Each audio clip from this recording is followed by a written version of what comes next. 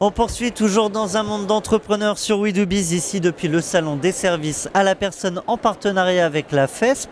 J'ai le plaisir d'échanger avec Olivier Néel. Bonjour. Bonjour. Olivier Néel, vous êtes fondateur de l'ancienne Via Vita, une société multispécialiste dans le domaine du service à la personne. Et avec une particularité, vous êtes adossé, vous avez fondé l'enseigne avec un grand groupe, le Crédit Agricole. Je veux tout savoir. Alors oui, effectivement, mon aventure est un peu particulière parce que je suis un intrapreneur. C'est-à-dire que j'ai créé une structure au sein d'un grand groupe qu'est le Crédit Agricole dans une nouvelle activité autour des services à la personne.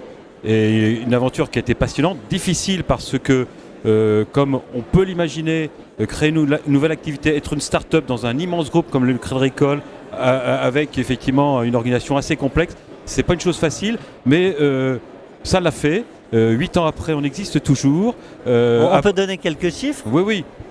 Via Vita, c'est une enseigne d'intermédiation, donc qui intermédie entre des clients assurés du Crédit Agricole qui ont des besoins de service à la personne et qui peuvent nous solliciter dans un certain nombre de modalités et de conditions que je n'expliquerai pas, ça serait trop long.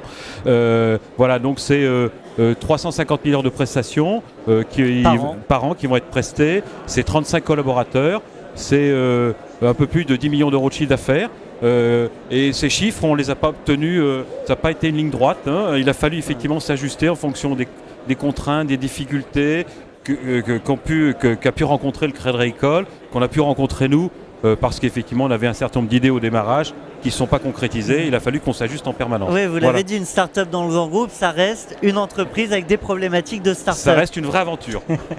un mot du coup, donc finalement, vos clients sur Via Vita sont obligatoirement assurés. Si je ne suis pas assuré Crédit Agricole, je ne bénéficie pas des services. Oui, de manière générale, effectivement, on s'est développé à côté, en proximité de toute l'activité assurance du Crédit Agricole, et on apporte aux assurés du Crédit Agricole notre qualité de service qui s'exerce et qui se pratique dans différentes situations. Par exemple, vous êtes assuré en santé au Crédit Agricole et en sortie d'hospitalisation, le contrat prévoit que vous ayez un certain nombre d'heures d'aide ménagère en retour de votre domicile pour effectivement que ce retour à domicile se passe bien. Voilà, c'est un exemple. Donc finalement, sur le marketing, il se fait auprès des assurés et pas auprès du grand public. Oui, exactement. Intéressant. Un conseil du coup que vous pourriez donner après cette expérience réussie aux entrepreneurs qui nous écoutent et qui envisageraient de se lancer dans le service à la personne ? Alors, plein de... Beaucoup, j'imagine. Oui, plein. Déjà, le fait que, si je me retourne 8 ans en arrière, le modèle de développement qu'on a choisi n'est pas du tout celui qui s'est mis en place par la suite. Donc voilà, il faut s'attendre effectivement à devoir gérer des revirements, des renonciations.